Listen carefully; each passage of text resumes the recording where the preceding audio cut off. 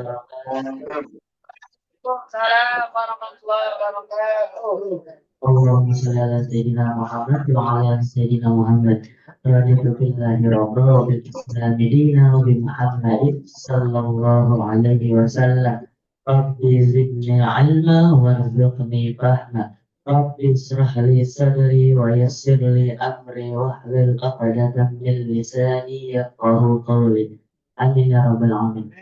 Oke, Bunda, Bapak, semuanya, Alhamdulillah kita masih dikasih nikmat kesehatan, nikmat waktu luang, sehingga kita dapat menghadiri majelis ilmu yang insya Allah diberkati oleh Allah Subhanahu wa Ta'ala. Meskipun wajah-wajahnya masih pada ngantuk, masih pada capek, nah, karena baru pulang ke ya. Tapi meskipun kayak gitu, kita masih digerakkan hatinya sama Allah untuk ikut majelis ilmu. Karena salah satu tanda Allah sayang kepada seorang hambanya adalah menggerakkan seorang hambanya untuk belajar ilmu agama. Nah, jadi semua di sini insya Allah orang-orang pilihan Allah Subhanahu wa Ta'ala. Oke, benar bang kakak. Saya sini tiba-tiba diamanain untuk isi kajian MBA. Kali ini temanya tentang hawa nafsu. Benar bang kakak, manusia itu diciptakan dengan hawa nafsu. Manusia dan jin itu diciptakan dengan hawa nafsu. Beda sama malaikat. Makanya ketika manusia bisa lebih taat daripada malaikat, manusia itu lebih bisa tinggi derajatnya dari malaikat. Tapi kalau kita cenderung mengikuti hawa nafsu kita itu bisa lebih hina daripada binatang. Nah, makanya manusia itu ditekan tuh. Kalau dia bisa lebih hebat dari malaikat, dia keren. Tapi kalau dia ngikutin hawa nafsunya, dia bisa lebih hina dari binatang. Nah, makanya salah satu manusia itu diciptakan juga dengan akal pikiran. Manusia diciptakan dengan akal pikiran dan hawa nafsunya. Nah, kita sebagai orang yang beriman harus cenderung dengan akal pikiran kita supaya tidak terjerumus dengan hawa nafsu. Jadi, gimana cara melawan hawa nafsu? Dulu ketika Allah menciptakan hawa nafsu, Allah pertama kali itu setelah menciptakan alam, menciptakan langit dan bumi. Nah, sebelum menciptakan bangsa jin, Allah itu menciptakan hawa nafsu terlebih dahulu. Allah ciptakan hawa nafsu supaya apa? Supaya ditaruh nantinya di jin dan di manusia. Supaya manusia itu dicoba diuji dengan hawa nafsu. Manusia, mati. Hawa nafsu ditanya sama Allah ketika baru diciptain. Siapa engkau? Ada hawa nafsu, aku adalah aku, engkau adalah engkau. Bayangin. Hawa nafsu baru diciptain sama Allah, ditanya sama Allah. Siapa engkau?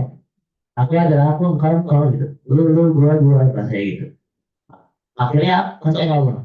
Allah taruh di neraka yang paling panas selama 1000 tahun.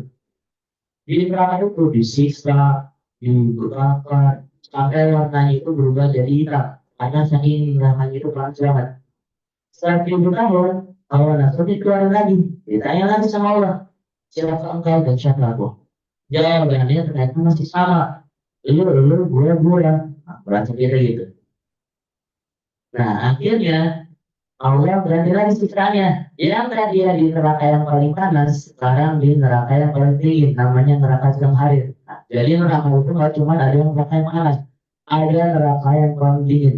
Nah, neraka yang paling dingin itu malah yang lebih sakit siksaannya. Di neraka yang paling dingin, baru masuk surga badan kita langsung hancur karena saking dinginnya neraka itu. Saking dinginnya badan kita langsung beku, langsung hancur seketika.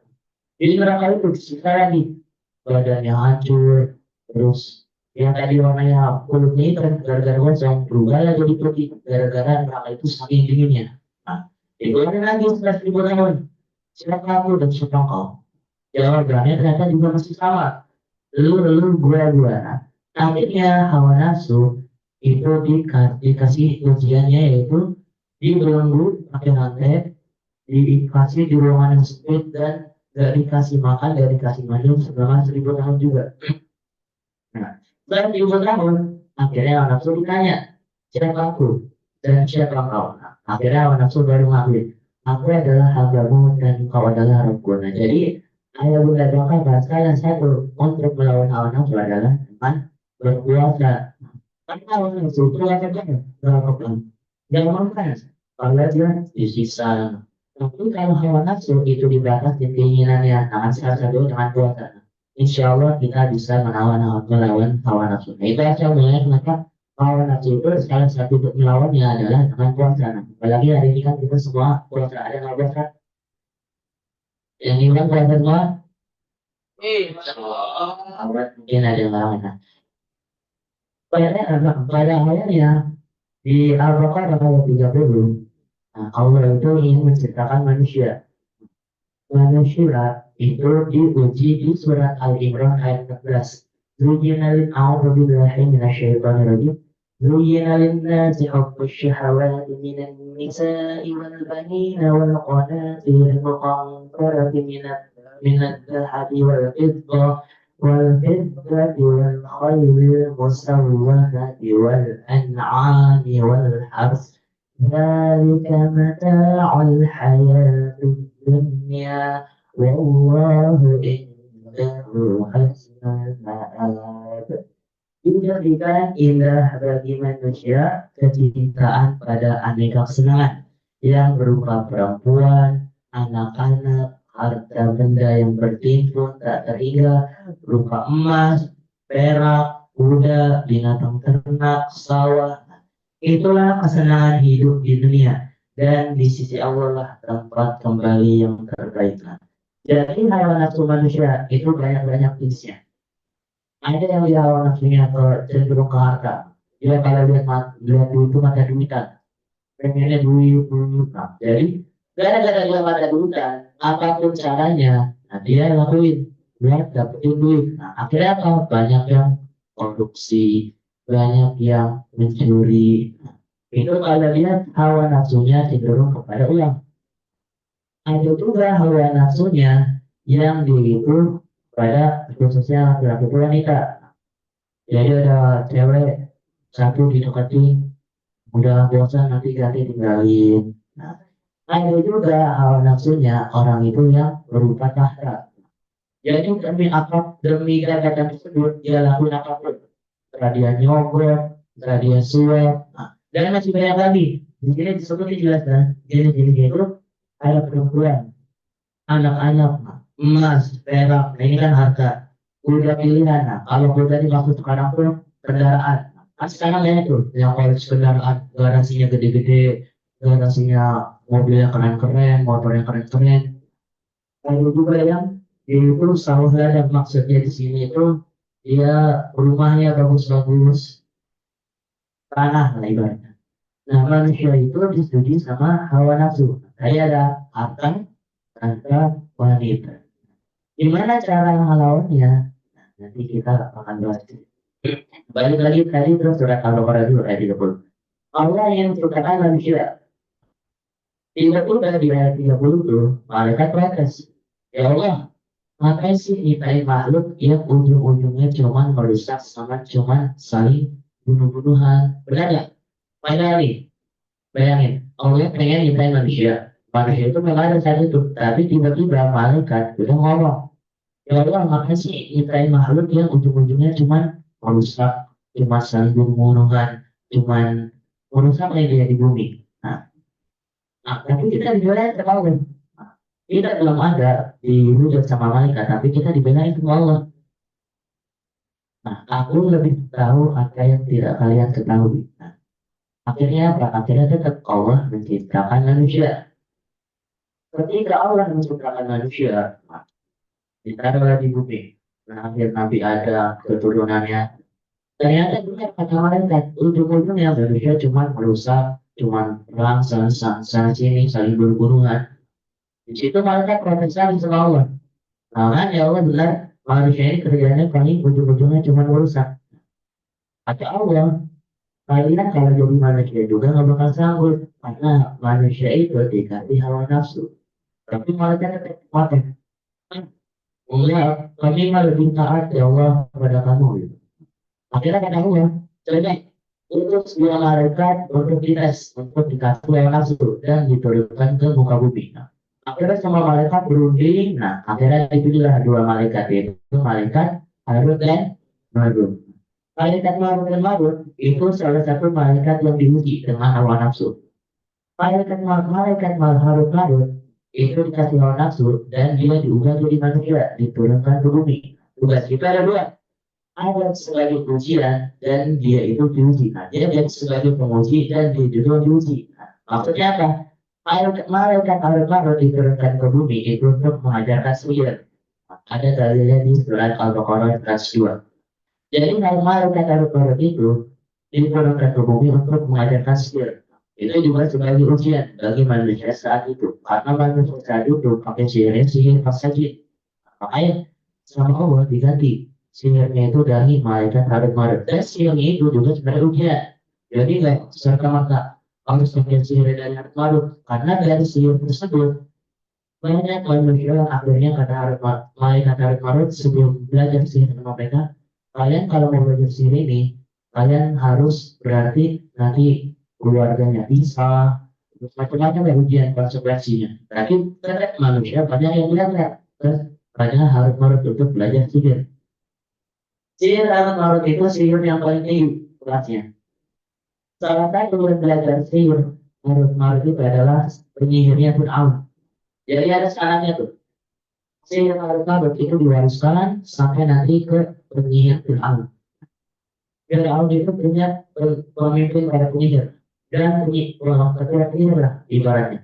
Ketua penyihirnya itu dapat sana sihirnya dari Harut. Makanya dia itu keren sihirnya. Kalau di pandangan penyihirnya Fir'aun itu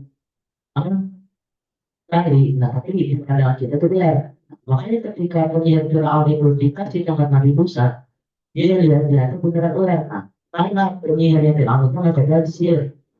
Ketika penyihirnya lempar kali, sebenarnya itu masih kali. Tapi di mata manusia seolah-olah itu ular. Nah, tapi ketika Nabi Musa melempar si tongkatnya, beneran jadi ular. Nah, makanya penyihirnya Fir'aun itu bertobat.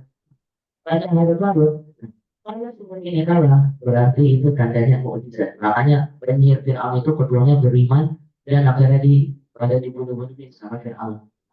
Dan Harut itu grup yang kedua berarti diuji, dikasih hawa nafsu.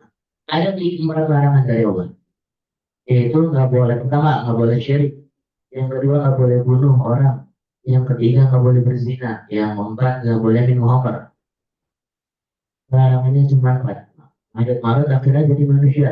Ketika jadi manusia, Harut itu senang banget. Kenapa? Karena enak ternyata manusia bisa makan, bisa minum. Karena kan malaikat kan nggak pernah makan dan minum. Dia seumur hidup tuh cuma kerjanya ya ibadah. Malaikat terus Harut akhirnya tidur. Nah, ketika bangun tidur, wah ternyata enak ya jadi manusia bisa tidur. Jadi salah satu nikmat manusia itu ya tidur. Nah, kan sekarang dari tidur. Terus tidur itu nikmat yang nggak bisa didapatkan di surga. Karena di surga itu ada tidur. Tapi bukan mentang-mentang ya udah kalau gitu banyakin tidur aja di dunia. Gitu. Nah, nah, tadi kalau malaikat Harut itu jadi manusia, dia senang banget. Wah enak jadi manusia. Tapi dia mesti ingat tugasnya. Harus beriman sama Allah, beribadah sama Allah, dan harus jauhin 4 larangan tadi. Pada suatu hari, sampailah Harut ketemu perempuan cantik banget. Cantik, nah, tapi sayangnya dia keluarganya kafir, dan dia juga kafir. Tapi Harut tetap suka dua malaikat sukanya sama satu perempuan, bahaya juga kan. Nah, Harut akhirnya datangin perempuan tersebut. Kamu mau nggak nikah sama salah satu dari kami? Terus kata perempuannya, tapi kamu syaratnya harus keluar dari agama kamu. Berarti nggak bisa dong, karena kan larangan yang baru pertama nggak boleh syirik. Kalau dia keluar agama berarti dia syirik. Akhirnya Harut dan sanggup, kami nggak bisa ngikutin agama kamu. Ditawar punya yang kedua, ya udah kalau kamu nggak sanggup, kamu bunuh aja keluarga aku. Disuruh bunuh keluarganya. Ada juga perempuannya. Nah, disuruh bunuh. Ada orang yang kedua juga nggak boleh bunuh manusia. Tapi nggak sanggup juga. Ya udah kalau gitu kita zina aja. Harut juga nggak sanggup. Ah, kami nggak sanggup. Ya udah, nggak usah. Karena gak jadi sama perempuan tersebut. Meskipun cantik, ternyata jahat. Akhirnya Harut sendiri. Wah, nggak bisa dapetin dia. Akhirnya mereka sedih, pusing, sampai akhirnya mereka ke warung Muhammad. Ke warung Muhammad. Mereka masuk situ, Baru minum tersebut Omar, mereka langsung mabuk parah. Karena kan akhirnya dia malaikat. Ketika berdekat dengan sesuatu yang najis, mereka langsung parah kondisinya. Beda sama manusia. Langsung mabuk parah, padahal udah sembuh. Langsung mabuk. Nah, ketika melihat orang tua penjaga barnya, dikira itu perempuannya itu wanita yang mereka suka. Akhirnya mereka ajak zina. Ternyata ketika dia berzina, suami dari penjaga bar tersebut, nah itu akhirnya dibunuh sama Harut-Marut. Ketika sadar, Harut-Marut baru ingat, "Oh, kan gak boleh ngebunuh." Akhirnya mereka ditangkap sama penduduk sekitar. Ditangkap, terus diikat, mau dibunuh, di situ bisa. Kalian mau nggak selamat? Iya, iya mau selamat. Syaratnya apa? Syaratnya harus ngikutin aku, harus beriman sama aku. Kata Harut-Marut, ah, gak mau. Tapi kata Iblis, datang nanti aku selamatin. Kan kalau kamu habis beriman sama aku, nanti kan tinggal tobat lagi beriman sama Allah. Ada berbuat dia juga ya. Ya, gimana caranya kan lagi diikat? Caranya ya udah, kalian cukup tundukkan kepala supaya menjadi tanda sebagai beriman pada Allah. Akhirnya Herod Malik tundukkan kepala pada iblis. Udah menundukkan kepalanya iblis langsung kabur. Aku berlepas diri. Dan iblis kan kerjanya gitu. Kalau kita udah masuk lubang neraka, kita udah kesesatan, iblis lepas tangan. Aku lepas tangan. Akhirnya Herod Malik tetap dibunuh dan mereka itu berubah jadi malaikat lagi. Ketika mereka berubah jadi malaikat lagi, ditanya sama Allah, sanggup jadi manusia? Enggak. Akhirnya ditawarin dua pilihan. Pilihannya dua, mau disiksa di dunia atau di akhirat. Akhirnya mereka milih siksa di dunia. Akhirnya harus sekarang lagi disiksa. Siksaannya itu mereka kepalanya di badannya dibalik, kakinya diikat, dan diikatnya itu di tengah lautan. Lalu setiap ada ombak, mereka itu kalinya diangkat, ombaknya turun, ada turunin lagi. Pokoknya setiap ada ombak itu diangkat, turun. Itu siksanya harus sampai hari kiamat. Nah, malaikat aja nggak sanggup kalau dikasih hawa nafsu. Makanya manusia itu bisa dikatakan bisa lebih hebat dari malaikat kalau bisa menundukkan hawa nafsunya. Tapi pun manusia kalau mengikuti hawa nafsunya itu bisa lebih hina daripada binatang. Makanya berikut adalah bagaimana cara untuk melawan hawa nafsu. Yang pastinya yang pertama dengan berpuasa. Nah, dengan berpuasa, hawa nafsu itu lebih bisa dikontrol. Karena tadi ketika hawa nafsu disiksa, dia itu melakukan. Tapi ketika nggak dikasih makan, nggak dikasih makan minum, keinginannya nggak dikabulkan, nah, akhirnya bisa hawa nafsu itu kita kendalikan. Makanya kita disunahkan di sini untuk puasa Senin Kamis, supaya tujuannya itu untuk mengontrol hawa nafsu kita. Yang kedua adalah dengan bersedekah.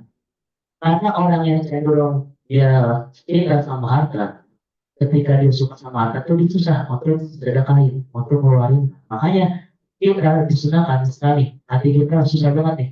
Wah, pengen sedekah 1.000 aja susah banget sedekahin. Padahal kalau jajan sekali jajan bisa 50.000, sekali jajan kayak Mart bisa langsung 100.000, bisa banyak stres penuh. Nah, tapi setiap hari 1.000 aja masih berat. Kadang mau, kadang lupa ini nih, kita mau ingat, ah subuh ini kan besok kan infak lah subuhnya. Tapi ketika kita mau infak, oh iya duitnya di asrama, jadi malas. Nah, gitu aja tiap hari. Biasanya saya gitu-gitu. Ini sebenarnya tamparan dari sendiri. Nah, yang kedua adalah dengan bersedekah. Jadi orang yang emang dia hawa nafsu dengan harta, nah harus banyak bersedekah. Ada dia hawa nafsunya dengan kelakuan. Yang ketiga itu adalah dengan menjaga pandangan. Jadi harus menjaga pandangan karena salah satu hidup laki-laki adalah menjaga pandangan. Yang keempat, ini kata Abu Bakar. Abu Bakar itu kalau dia untuk melawan hawa nafsu, yang keempat dia harus banyak-banyak baca Al-Quran. Nah, makanya kita di sini rutin ojas satu hari satu juz. Salah satu kiat menjaga hawa nafsu yang keempat adalah membaca Al-Quran. Dan kiat yang kelima untuk untuk melawan hawa nafsu kita harus banyak-banyak berdoa kepada Allah supaya kita dilindungi dari buruknya hawa nafsu. Karena hawa nafsu ini berat teman-teman. Malaikat harus malu aja yang notabene malaikat dia nggak sanggup apalagi manusia. Nah, makanya manusia itu bisa lebih keren daripada malaikat.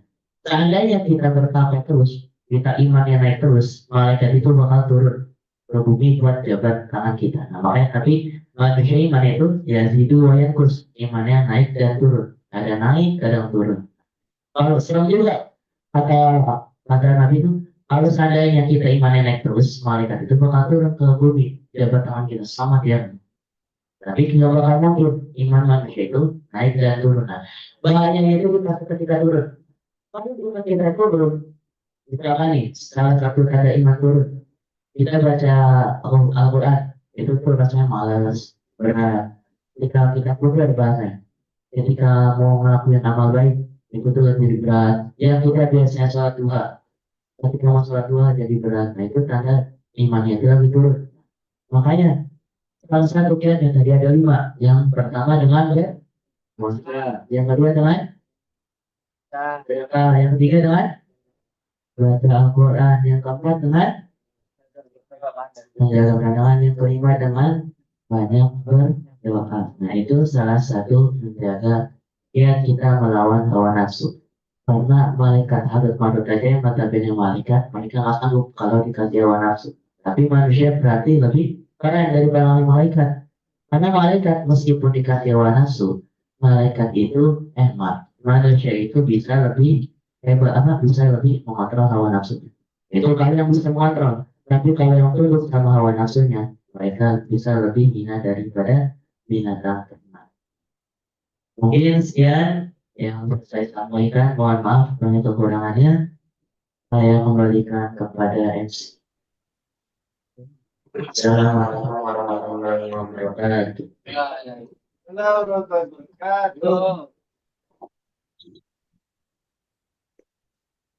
Waalaikumsalam warahmatullahi wabarakatuh.